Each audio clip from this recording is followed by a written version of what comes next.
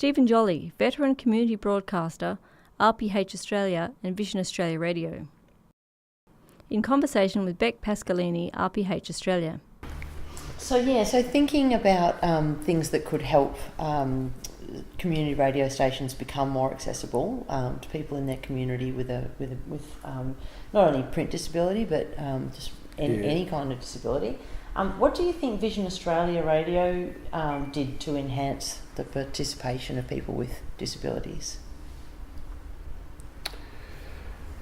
Well, Vision Australia has a reasonably effective, accessible culture.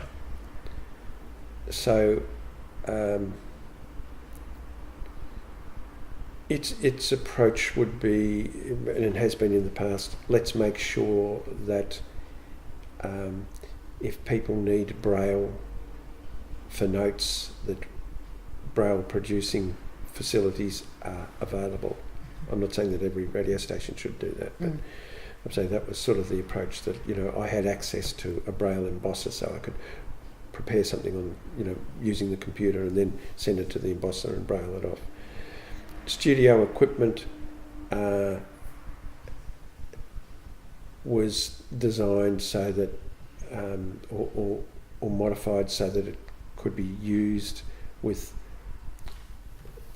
markers on the mixer, so that when I was using it, I would know that I'd put the slider up to where there was a tactile marker, and that's pretty well where it needs to be, and that was pretty effective.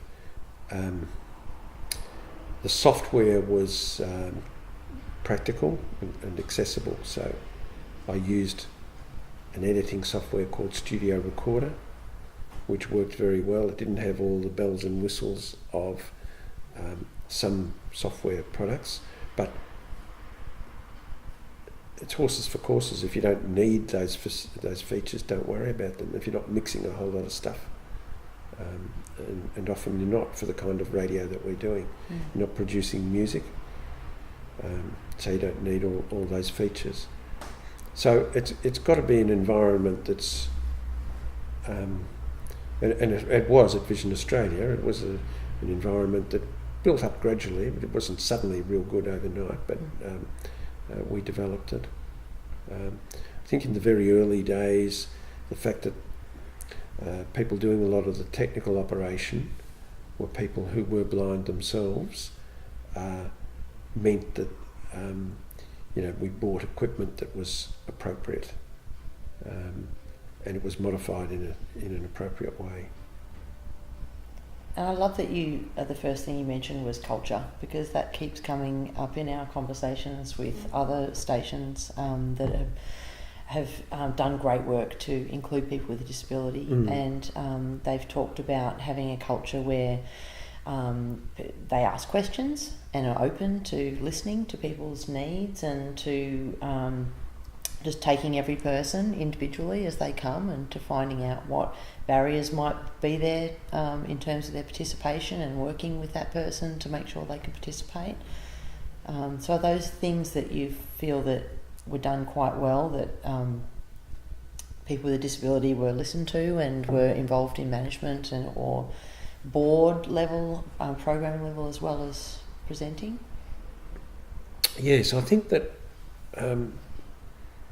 what's very important is an approach that says, what do we need to do to make this work, rather than look for things that stop us being able to do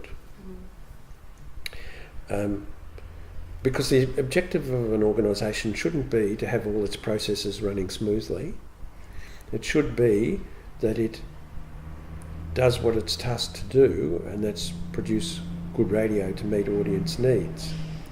And if some people along that track to producing that radio need to do it differently to what other people do, that's fine, as long as the sort of infrastructure can support that. But again, it's think about the end goal. And if there's a standard that music has got to be got from a system in the system which is very visually oriented, but one of the broadcasters is not able to use that system because he's blind, and so he's able to play music out of his laptop connected to the desk. We'll do it that way, as long as copyright and things like that aren't being infringed. But there's different ways of doing these things often, and that can be achieved by conversation. There's not actually, I don't think, rules for how you set your environment up for someone who has an accessibility need because of vision loss, or a different accessibility need because of physical disability, or whatever it might be. It's a matter of, within certain guidelines, working it out with the individual, what's going to work best for them.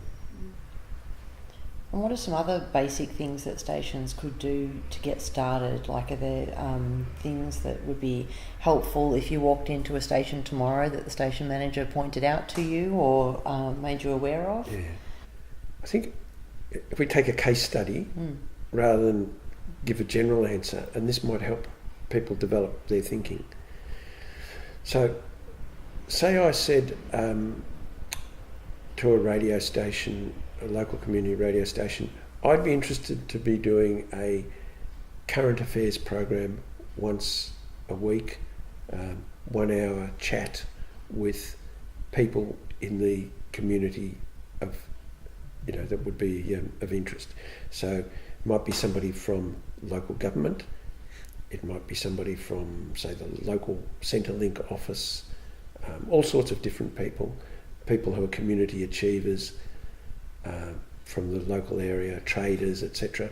I want to have a program every week where I might talk with 2 or 3 people on topics of interest. And I would hope they would say, well, what do we need to do to make that happen, Stephen? Mm-hmm.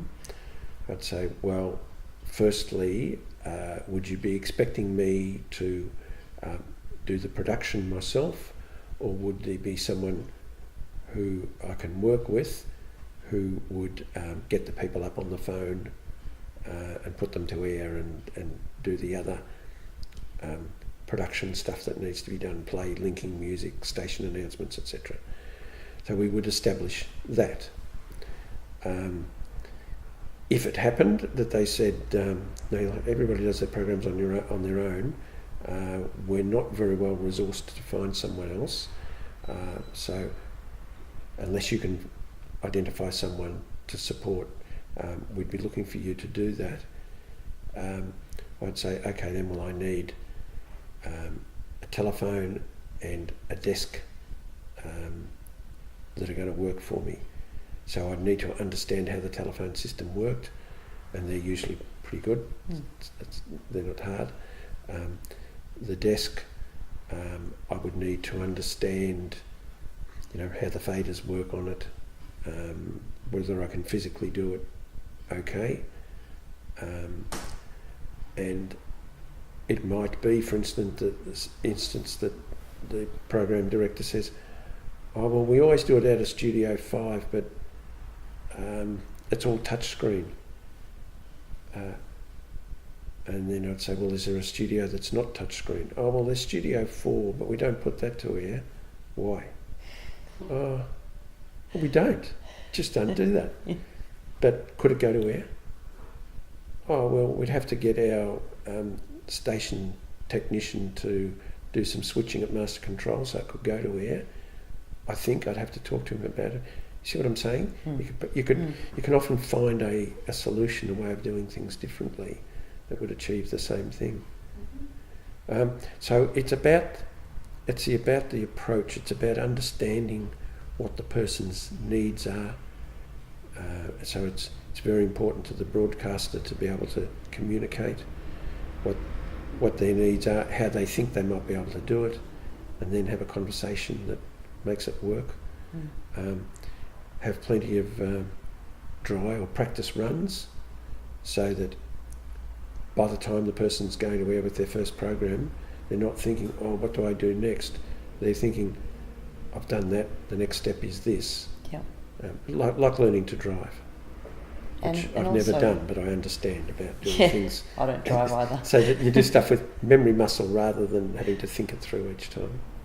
And I imagine having access to information about the station, so their website being accessible to you, and any documents, the notice board at the station, for example, that there might be that information provided via email, or... Yeah. Never been better placed for this sort of thing than what we are now, because the websites, not only are they public, but they're public for those of us who don't just look at something and read it. Because if they're done properly, and usually they are,